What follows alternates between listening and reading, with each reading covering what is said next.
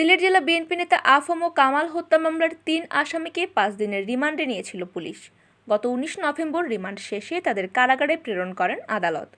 রিমান্ডে এই ৩ আসামি কী তথ্য দিলেন, চাঞ্চল্যকর কোনো তথ্য দিলেন কিনা তদন্তের স্বার্থে এসব বিষয়ে এখনই মুখ খুলছে না পুলিশ। কারাগারে পাঠানো ৩ আসামি হচ্ছেন সিলেটের এয়ারপোর্ট থানার বাদামবাগিচা আবাসিক এলাকার মিশু আহমদ, বড়বাজার গোয়াইপাড়ার মনা মিয়া ও একই এলাকার কুটি মিয়া। এদের মধ্যে মিশু মামলার এজাহারভুক্ত ৪, মনা ৬ ও কুটি ৫ নম্বর আসামি। এদিকে বিএনপি নেতা কামাল হত্যা মামলার মূল অভিযুক্ত ছাত্রলীগ নেতা সম্রাট সহ অন্যান্য আসামিরা এখনও অধরা। খুনি সম্রাটের বাড়ি সিলেটের লামাকাজি এলাকায়।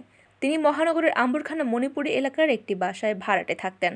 গত ৬ নভেম্বর রাত ৮:৩০টার দিকে সিলেট মহানগরের বড়বাজার এলাকায় প্রাইভেট কারের ভেতরে সিলেট জেলা বিএনপির সাবেক স্বাস্থ্য বিষয়ক সম্পাদক আফম কামাল ছুরিকাঘাতে খুন হন। পরে পুলিশ জানায় মোটরসাইকেলে করে খুনিরা আফম কামালের পিছু নিয়েছিল। বড়বাজার এলাকায় দুর্ঘটনার নাটক সাজিয়ে ছুরিকাঘাতে খুন করা হয় তাকে।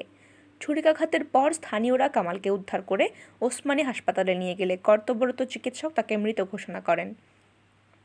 এই ঘটনায় ৮ নভেম্বর রাতে কামালের বড় ভাই ময়নুল হক বাদী হয়ে হত্যা মামলা করেন। মামলায় আজিজুর রহমান সম্রাট নামের ওই ছাত্রলীগ নেতাকে প্রধান আসামি করে ১০ জনের নাম উল্লেখ করা হয়।